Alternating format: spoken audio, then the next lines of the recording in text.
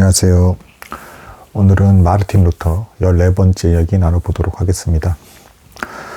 지난번에 이제 농민전쟁 일어나는 양상까지 말씀을 드렸습니다. 그러니까 종교개혁가들이 이제 비텐베르크를 중심으로 그리고 이제 그 외 지역가들까지도 이들의 사상이 퍼져나가면서 각 지역별로 뭔가 이제 계몽 운동이 일어나는 것 같은 현상이 일어나고 있었다. 하지만 이제 진행을 하는 지도자들의 의견은 갈라지고 있었다. 그런 와중에도 어쨌든 농민들에게 독일어 성경이 번역되기도 하고 이들의 어떤 토의 내용이라든가 가르치는 내용들이 계속 꾸준히 전달이 됨으로써 농민들이 지적인 수준이 올라가고 있었다. 여기까지 말씀을 드렸습니다. 그래서 이 사람들이 실제로 성경을 알고 싶고 다른 지식들을 알고 싶은 사람들 간의 농민들 간의 모임이 형성이 되기 시작을 했고 각 지역별로 일어난 것입니다. 그리고 지역별로의 그 양상은 굉장히 다양했다. 그러니까 어떤 곳은 신비주의적인 색채가 강했고, 어떤 곳은 또 이제 루터가 말하는 바를 그대로 편지를 주고받으면서 따르는 지역이 있었고, 어떤 지역은 또 이제 카를 슈타트라는 루터의 친구의 신학을 또 신봉하는 지역도 있었고, 또 긴터라는 인물의 어떤 그 가르침을 따르는 곳도 있었고, 이게 다양하게 복잡한 양상으로 흘러가고 있었다. 하지만 어쨌든 전반적으로 농민들의 지적 수준이 올라가기 시작을 했고 어느 순간인가는 귀족보다도 더 성경을 잘 알고 설교를 잘하는 농민들도 나오기 시작을 했더라. 이런 이제 입장까지 제가 전해드렸습니다. 그리고 결국에는 이들이 각각의 지역별로 이제 설교자를 이제 그 농민들이 선택을 하겠다, 시민들이 선택을 하겠다 이런 입장을 피력하기도 하고요. 이게 별게 아닌 것 같지만 중요한 일인 게 설교자가 누구냐 그리고 그 사람이 백성들을 어떻게 이끄냐가 귀족들의 수익과도 그대로 연결이 됩니다. 그러니까 귀족들의 입장에서는 자신들의 입맛, 귀족이 카톨릭을 옹호하면 이제 카톨릭의 색채가 강한 사람, 아니면 루터의 가르침에 이제 가까운 사람, 루터의 가르침에 가까운 사람 이런 식으로 자기가 원하는 색채의 사람을 두고 싶어 했어요. 그리고 이게 그들의 어떤 경제적인 활동과도 그대로 맞물려 돌아가기 때문에 결코 가벼운 일이 아니었습니다. 근데 이런 것들을 농민들이 그리고 시민들이 우리가 선택을 하겠다라는 입장이 점점 늘어나기 시작을 했고 또 오히려 역으로 이제 심지어는 농민들이 편지를 쓰기를 이 소작농과 이제 지주의 관계 이것이 너무 지나치다. 그리고 당신들도 다 기독교인이고 그리스도인인데 우리 형제를 이렇게까지 압박하고 핍박을 해서 되겠느냐. 성경을 보니까 이제 그렇게 하면 안 된다는 걸 분명히 알게 된 겁니다. 이 사람들이. 그래서 오히려 귀족계층에 있는 사람들이 불쌍하다. 영적으로 저 사람들은 무지몽매한 사람이고 형제를 이렇게 대하면 저 사람들은 지옥에 갈지도 모른다. 이런 편지글들을 보내면서 이런 제도들을 바꾼다라든가 그리고 또 가르침을 주는 목사에 있어서도 선택권을 가져가려고 했습니다.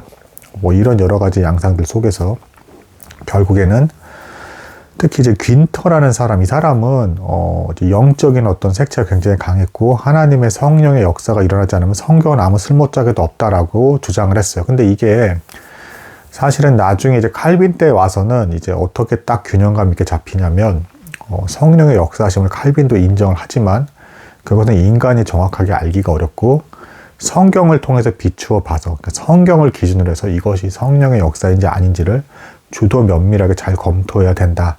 그러니까 성령의 역사심이 성경이 말하는 바의 가르침, 진리를 넘어서서 그렇게 역사하지는 않는다라고 이제 칼빈 때 와서 교리적으로 잘 정립이 됩니다. 근데 아직은 이게 명확하게 딱 세팅이 되지는 않은 상태였고 루터가 이런 부분에 있어서만큼은 루터가 오히려 칼빈 쪽에 가까웠어요. 그래서 루터도 성경을 강조하면서 그리고 이성적인 활동을 넘어서는 영의 역사에 대해서 이제 마귀의 역사다라는 입장을 취했습니다. 그래서 루터는 어쨌든 무질서하게 가는 거는 이제 굉장히 반대하고 있었다. 그리고 지주들의 입장에 대해서 어느 정도 옹호하는 입장을 취했다라는 것입니다. 반면에 긴터는 영적인 활동 그리고 주관적인 성경의 해석을 굉장히 강조하고 어떤 직통 계시도 있을 수 있다. 이런 입장을 취하면서 실제로 농민들 계층에서도 성경이 깨달아지는 사람들 사이에서 마치 자기가 하나님의 계시를 직접 받는 사람인 것처럼 활동을 하는 비정상적인 신비주의적인 어떤 활동들도 보이기 시작했다. 이때 이 긴터의 가르침의 문제점은 이제 세기 말이 왔다. 주께서 오실 날이 얼마 남지 않았다는 공포감을 주면서 우리가 지금 이 잘못된 사회 구조와 이런 것들을 개혁해야 된다.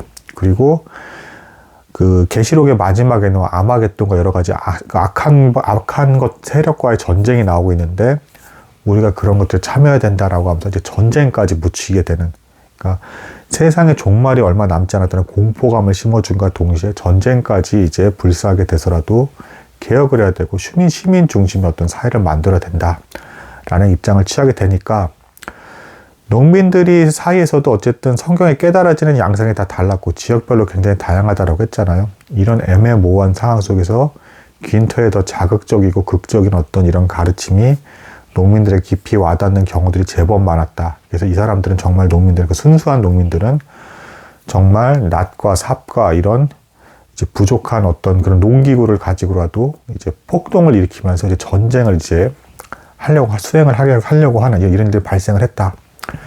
귄터가 실제로 지휘까지 하면서 전쟁에 참여를 하게 되고, 이 사람이 결국엔 나중에 붙잡히게 됩니다. 루터는 이 귄터에 대해서 굉장히 대노하면서 사단의 자식이다, 마귀가 역사하고 있다. 루터는 이 농민 전쟁을 어떤 폭력성과 그리고 이제 질서, 하나님의 질서를 해치는 것으로 보았기 때문에 마귀가 역사하는 것이라고 봤어요. 그리고 이제 귄터 역시도 이 농민 전쟁이 마귀가 역사하는 것이라고 봤지만, 귄터는 농민이 잘못한 게 아니라 귀족이 잘못한 것이라는 입장을 취한 것이고, 루터는 귀족적인 것들에 대한 권위주의적인 것들을 어느 정도 인정을 해야 된다라고 하면서 질서를 지키는 가운데 개혁을 해야 된다라고 해서 귀족 쪽 이제 입장에 취한 것입니다. 그래서 서로 이제 마찰이 당연히 있었고요. 결국에는 이 귄터가 이끄는 이제 농민 군대는 이제 수천 명의 사상자를 내면서 이제 그 제후들의 군대에 이제 패하게 된다. 왜냐하면 제후들이 무장까지 다 하고 말을 타고 기병으로서 이렇게 제압을 하니 농민들의 이 열악한 이 농기구 가지고 어떻게 그 싸움이 되겠습니까? 그러면서도 귄터는 하나님께서 기적을 베푸실 것이라고 하면서 말도 안 되게 전쟁을 진행했다 패하게 되고요. 이 농민 전쟁이 또 하루아침에 끝난 게 아닙니다. 독일 전역에서 이제 다양한 신학 형태의 어떤 사상과 이견들이 막 생겨나면서 이렇게 저렇게 복잡한 이해관계가 맞물리면서 충돌이 계속 일어났던 거예요. 그 지역별로 양상이 다 달랐던 겁니다. 근데 아무튼 이 귄터의 사상이 이제 전쟁을 일으키기에는 딱 좋은 어떤 극단적인 사상을 띄고 있었다. 그래서 귄터가 막상 잡혔을 때, 저는 힘없는 지식인이라면서 굉장히 두려움에 떨는 어떤 말들을 했고, 이제 상대방의 어떤 장군에 대해서도 형제라고 하면서 이제 막 호소하면서 살려달라는 입장을 취했다라고 합니다. 그러면서 고문을 당하는 중에 카톨릭의 입장을 이제 취하면서 다시 자기가 이제 그거를 인정한다라는 입장을 취하다가 글이나 편지 글에서 나는 절대 이제 그런 것들을 자신의 어떤 믿음과 신앙을 부인하지 않는다, 명예롭게 죽겠다, 또 글은 또 그렇게 남겼다라고 합니다. 그래서 추정컨대 고문을 당하는 고통 때문에 귄터가 잠시 카톨릭을 이제 인정한다라고 말은 했지만 어쨌든 자신의 사상을 뒤엎지는 않았다. 그리고 마치면은 처형을 당하게 됩니다. 그럼에도 불구하고 그의 사상은 독일 전역에 많이 퍼져나갔다. 자, 카를 슈타트도 이제 불쌍한 입장을 이제 취하게 되는데요. 루터는 어쨌든 제후들을 지지하는 입장이기 때문에 제후들의 보호를 받아서 그렇게까지 척박하고 힘든 귄터처럼 막 투쟁을 해야 되고 이런 상황이 아니었고, 카를 슈타트는 오히려 어떻게 보면 뭐 죽지는 않았지만 이 사람도 되게 불쌍한 입장이 되게 됩니다. 왜냐하면 카를 슈타트는 이제 귄터와 루터의 중간이에요. 무슨 얘기냐면 시민 입장의 개혁을 지지하면서도 폭력성은 띠지 말아야 된다. 이렇게 되니까 폭력성을 띠지 말아야 된다는 점에서는 농민들의 지지를 제대로 받지 못하고, 그렇다고 또 시민 중심의 개혁을 해야 된다니까 귀족 계층의 지지도 받지 못해. 그래서 사이에 껴가지고 이 사람은 한 번은 이제 그 자신이 있는 숨어서 이제 지내는 어떤 마을에 있다가 밖에 나왔을 때 농민들에게 붙들립니다. 붙들려서 감옥에 끌려가기도 하고요. 거기서 이도 저도 아닌 사상 때문에 고통을 받다가 루터한테 편지를 해서 나 좀 살려달라고, 루터한테 결국에는 도움을 요청을 하게 되고, 루터는 어쨌든 이 카를 슈타트에 대해서 자신과 교리적으로는 일치하지 않지만 폭력성을 띠지 않는다는 점에서는 그래도 높게 샀습니다. 그리고 자신이 배운 부분도 있기도 하고, 그래서 루터가 편지를 보내서 이제 제후들과 여러 가지 사람들의 힘을 얻어서 카를 슈타트를 이제 자신의 집으로 이제 불러들입니다. 그리고 카를 슈타트에게 너의 가르침이 잘못됐다라는 책들을 써라. 그래서 이것에 대해서 카를 슈타트는 루터처럼 그렇게 완고하거나 견고하게 자신의 입장을 피력하는 사람은 아니었어요. 좀 유약한 편에 속하는 지식인이었습니다. 그래서 루터가 말하는 바대로 당신은 하나님의 종입니다. 그리고 제가 당신을 따르겠습니다라고 하면서 자신의 뜻을 굽히고 자신이 잘못되었다, 가르침에 문제가 있었다라는 책들을 그대로 시킨 대로 내게 됩니다. 그래서 그리고 나중에는 일단 그 루터의 어떤 눈 밖에서 벗어나게 돼서 자유로운 어떤 그 자율성을 얻게 되었을 때 농민 계층에 가가지고 조용히 농부로서 살게 되는. 그리고 이후에 뒤늦게 자신의 신학 사상이나 이런 걸 출판을 하려고는 했지만 뭐 그게 그렇게까지 크게 영향력을 미치진 못하게 되었다. 나중에 후반부에 가서 뭐 그렇게 됐다라는 것입니다. 그리고 결국에는 이제 이 루터는 이제 어쨌든 그 제후 입장에서의 어떤 개혁으로서 이제 좀 더 안정감 있게 개혁을 진행하게 되었다. 하지만 어쨌든 독일 전역은 굉장히 복잡하게 이해관계가 얽히면서 혼란의 양상을 띠게 되었다. 뭐 이제 이끄는 사람들이 죽게 됐다 하더라도 그 사상이 남아서 여기저기 막 흩어져서 이제 퍼져나갔기 때문에 이 순수한 농민들이 그동안 이것들이 모든 것이 잘못되었다는 것을 이렇게 깨닫게 되면서 극단적으로 반응을 하든가 아니면 온건적으로 루터의 말을 따르는 반응을 하든가 혹은 카를슈타트의 가르침을 따르든가 등등 다양성을 띠면서 장기간에 걸쳐서 이제 변화의 어떤 흐름을 진행하게 된다. 이렇게 볼 수가 있겠습니다. 다음에는 이제 그 루터가 이제 결혼을 어떻게 하게 되었는가에 대해서 나눠보도록 하겠습니다. 오늘은 여기까지 나누도록 하겠습니다. 감사합니다.